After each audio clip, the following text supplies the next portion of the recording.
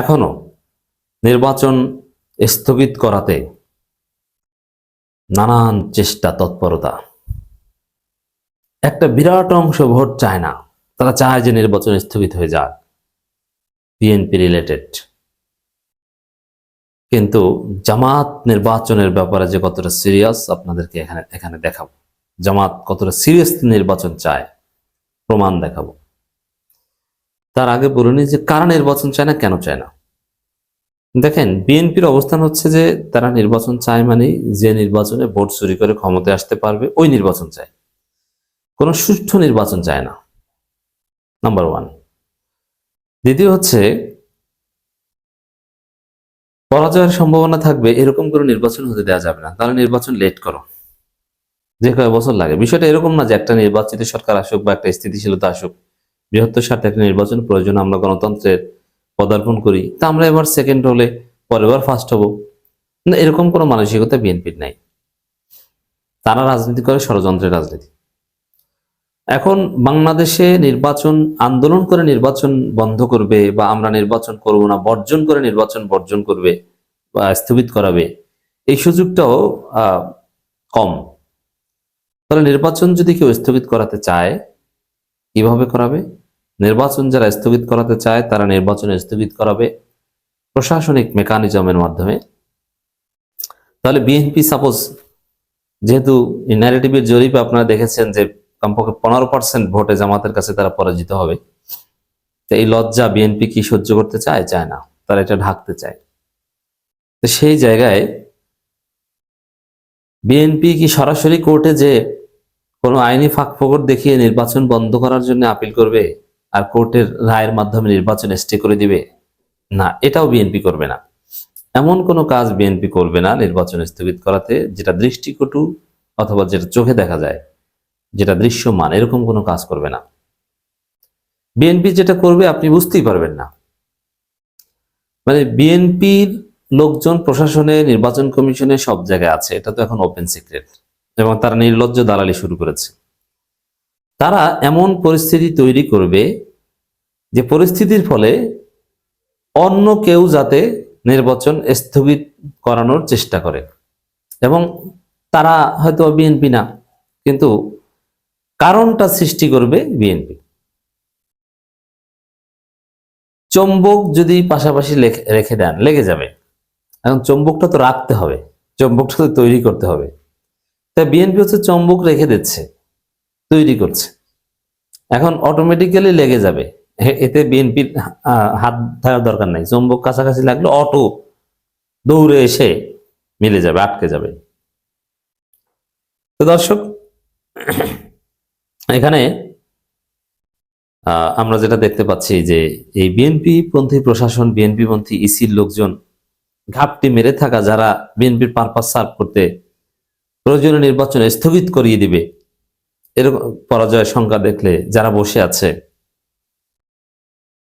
তারা এমন ভাবে দুর্বলতা রেখে দিচ্ছে, এমন এমন কাজ করছে যে স্বাভাবিকভাবে আর কেউ না আসুক, আওয়ামী লীগ তো আসবে। আওয়ামী লীগ তো চাইবে নির্বাচন স্থগিত করাতে, আওয়ামী লীগ চাইবে নির্বাচন যাতে ডিলে হয়, এমন একটা পরিস্থিতি যাতে তৈরি হয় যে একটা পর্যায়ে আওয়ামী লীগকে নিয়ে নির্বাচন হয়। আওয়ামী লীগ মুক্ত নির্বাচনটা যদি হয়ে যায়, আবার গণভোট যদি হয়ে যায়, তাহলে তো আওয়ামী লীগ শেষ। বিশেষ করে গণভোটের ভয়ে এই নির্বাচন আওয়ামী লীগ ঠেকাতে মরণপণ চেষ্টা করবে। এখন বিএনপির দালালেরা এমন এমন ফাঁক রেখে দিয়েছে যে ফাঁকগুলোর মাধ্যমে খুব সহজে আওয়ামী লীগ বা যারা নির্বাচন স্থগিত করাতে চায় তারা নির্বাচন স্থগিত করাতে বাধ্য করতে পারবে।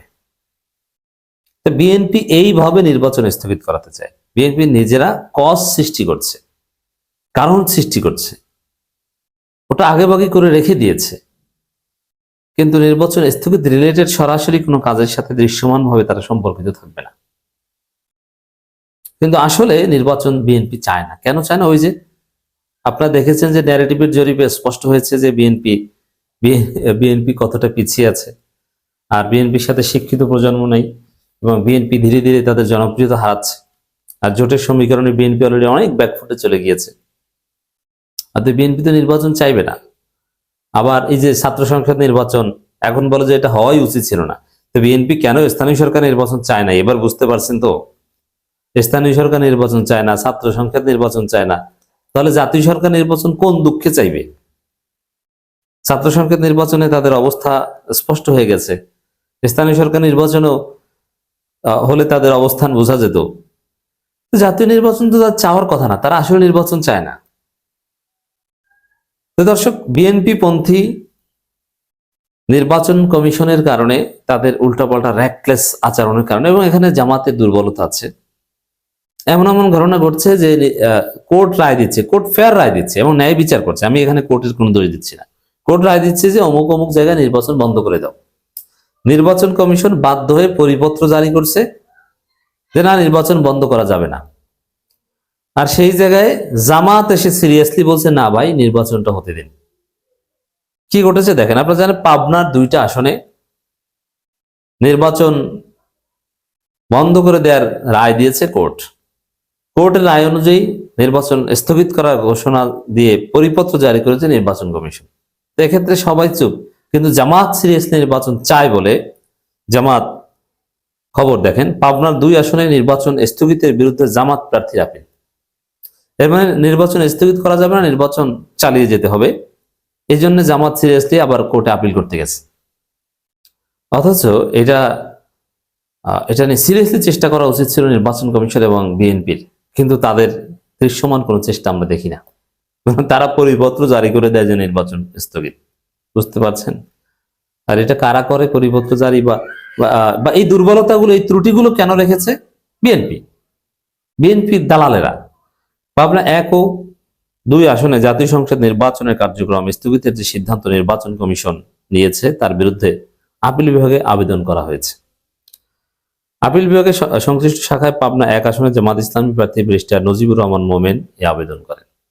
অতএব দর্শক, জামাত ইজ সিরিয়াস। জামাত যদি নির্বাচনের বিষয়ে কোনো অ্যাপাথি থাকতো বা নির্বাচন চায় না, জিততে পারবো না, না হলেই ভালো হতো, এই যে বিএনপি বলতো যে না, জামাত তো এই সরকারের আমলেই ক্ষমতা এক্সারসাইজ করছে, তো এইটা থাকাই তো ভালো, নির্বাচন হয়ে গেলে তো জামাতের ওইরকম পাওয়ার থাকবে না। যদি আসলে এটা হতো, তাহলে জামাতের প্রার্থী দৌড়ে আপিল করতে যেত না। তারা বলতো যে ঝুলে থাক, সমস্যা কি, এরকম আরো 10 জায়গায় বন্ধ হোক, তাহলে টোটাল নির্বাচন বন্ধ হয়ে যাবে। কিন্তু না, বিএনপি চায় এরকম যে এই 2 জায়গা বন্ধ হয়েছে, এরকম আরো 10 জায়গায় হোক, এক পর্যায়ে টোটাল নির্বাচন বন্ধ হয়ে যাক, কিন্তু নির্বাচন বন্ধ করা কোনো কাদা যেন আমাদের গায়ে না লাগে। এটা হচ্ছে বিএনপির কৌশল। আর জামাত সিরিয়াস নির্বাচন চায়, তার প্রমাণ দেখেন। পাবনা 1 ও 2 আসনে যথাসময়ে নির্বাচন কার্যক্রম শুরু করার নির্দেশনা চাওয়া হয়েছে। ব্যারিস্টার নজিবুর রহমান মোমেন বলেন, ইসির নির্বাচন স্থগিতের অযৌক্তিক সিদ্ধান্তের বিরুদ্ধে আপডেট ডিভিশনে আবেদন করেছে। ইনশাল্লাহ কয়েকদিনের মধ্যে এই সংক্রান্ত বিষয়টি শুনানি হবে। এখানে ডেফিনেটলি সময়ের সারা জাগানো আইনজীবী শিশির মনিরা গুরুত্বপূর্ণ ভূমিকা পালন করবেন, এবং আমি বিশ্বাস করতে চাই শেষ পর্যন্ত জামাত ইসলামীর আইনি লড়াইয়ের ফলেই নির্বাচন আবার তার ট্রাকে ফিরবে। অতএব দর্শক, আপনারা বুঝলেন যে কারা চায় কারা চায় না, কারা পরাজয়ের ভয় করছে।